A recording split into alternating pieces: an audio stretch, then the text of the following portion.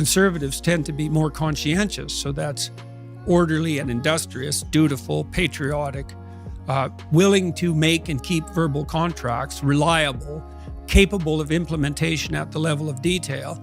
That's kind of conservative virtues there, but they tend to be lower in creativity, openness to experience. They don't think as divergently, and their conscientiousness tends to constrain their creativity.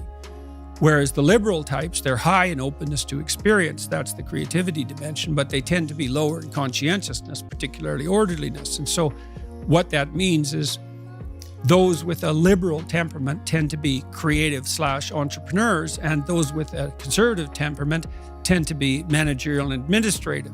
That doesn't mean they can't run businesses. Well, you want a conservative person to run your business. You might want a more liberal person to pepper you with off-the-wall ideas, and then if you're going to run an enterprise, business, or a society, there has to be a continual dialogue between people of different temperaments so that we can keep the ship of state, let's say, tracking to an ever-moving destination. That's why free speech is so necessary. It's not another right, it's the right.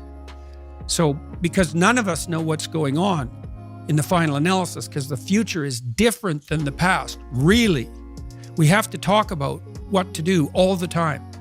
Because even if we made wise decisions in the past, that doesn't mean that we can mindlessly replicate those decisions right now in the present to deal with a changing future.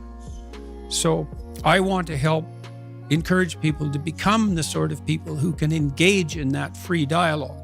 And I think that's the best way forward, especially as we all become more technologically powerful. It's like, you better be smart enough to use your iPhone. And that's pretty damn smart, let's say wise, because that's no trivial gadget. And if you're not careful with it, it will turn on you. It will build authoritarian presumptions into our artificial intelligence systems, for example. And then look the hell out. So if you're going to have a hydrogen bomb, you better be wise enough to wield it.